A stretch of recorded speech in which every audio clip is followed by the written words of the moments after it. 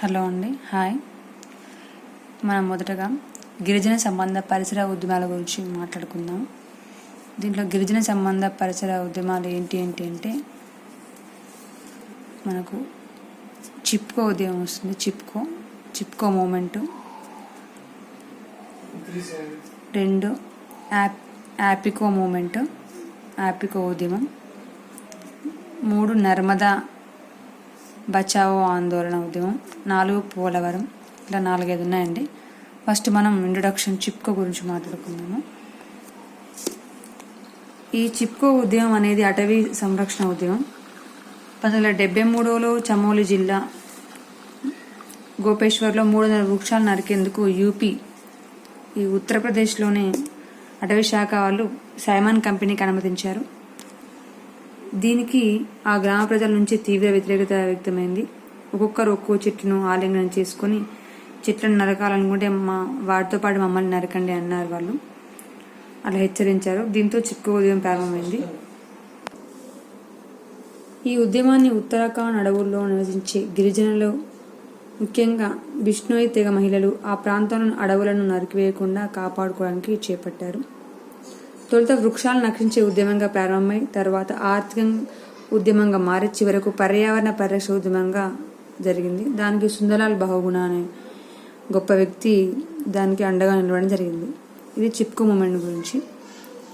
దీంతో పాటు నర్మదా ఆందోళన కూడా ఉంది. నర్మదా గురించి చెప్పడం కోసం నేను చెప్పడం జరిగింది. ఈ వీడియోలో నేను నర్మదా గురించి మాట్లాడదాం అనుకుంటున్నాను. ఫస్ట్ నర్మదా రివర్ అంటే ఏంటో చూద్దాం.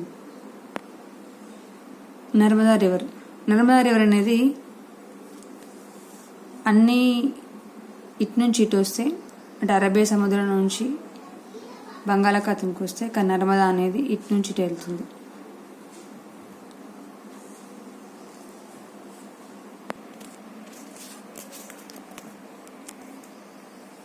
సో నర్మదా నేర్బుడ్డ మధ్య భారత్ గుండా ప్రవహించే నది. ఈ సాంప్రదాయంగా ఈ నది ఉత్తర మరియు దక్షిణ భారతానికి సరిహద్దుగా వివరిస్తుంది. ఉత్తర దక్షిణ మనం ఎప్పుడు మ్యాప్ చూసుకుంటూనే చూసుకోవాలి. ఇది ఉత్తరము,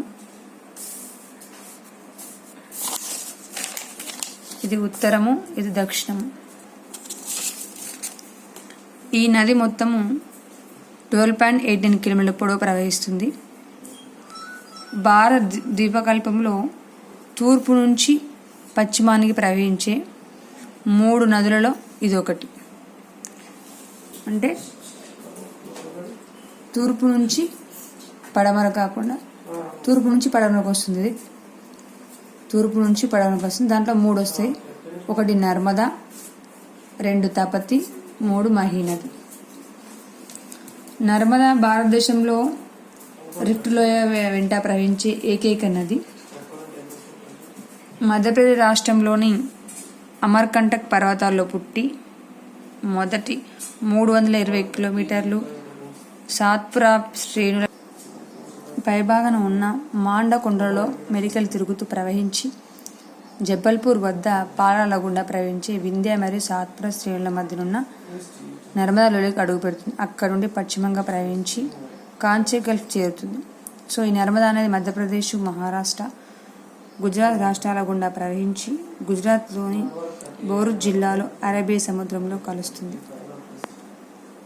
బాణలింగాలు దొరికే ఏకైక స్థలం ఏదంటే నర్మదా నది. నర్మదా నదిలో దొరికే ఏ రాయినా కానీ అది లింగంగా చెప్పడం జరిగింది పురాణాలు. నర్మదా నదిలోని ఓంకార ద్వీపంలో అమరేశ్వరుడు 4వ జ్యోతిర్లింగంగా వెలిశాడు. ఇక్కడ నర్మదా నది పాయ దీపం ఓంకార రూపంలో ఉంటాయి. నర్మదా నదికి కుడివైపు ఎడమవైపు ఉపనదులు ఉన్నాయి. దాంట్లో లెఫ్ట్ సైడ్ ఉపనదులు ఇవిగా ఉన్నాయి, రైట్ సైడ్ అయితే ఇవిగా ఉన్నాయి.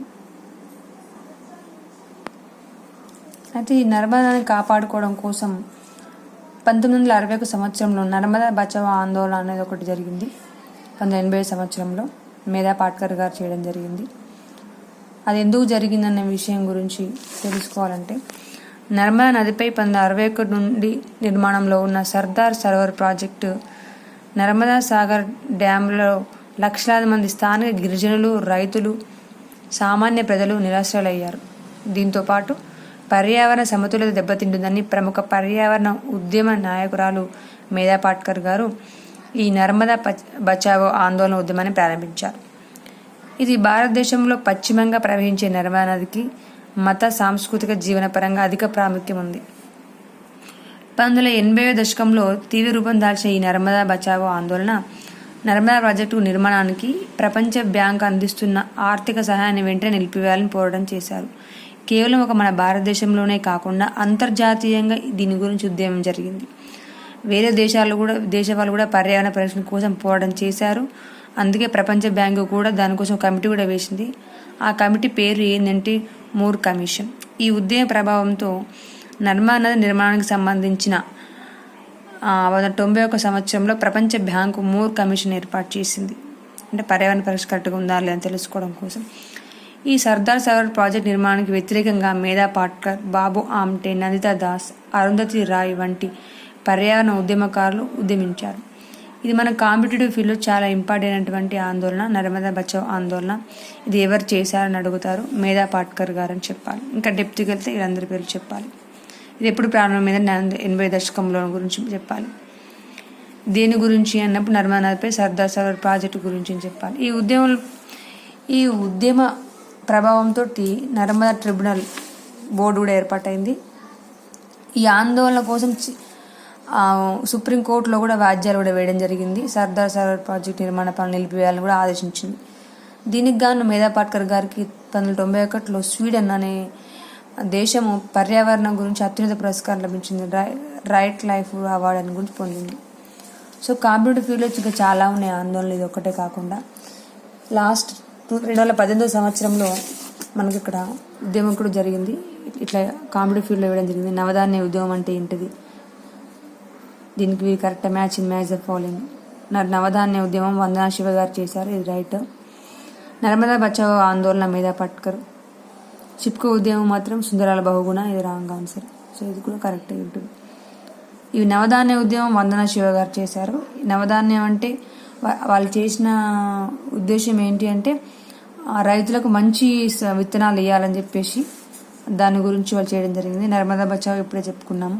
చిప్కో ఉద్యమం కూడా ఆల్రెడీ మీకు తెలుసు. ఇంకా తెలియాల్సింది కుడంకులం పోరాటం, అది నెక్స్ట్ చూద్దాం.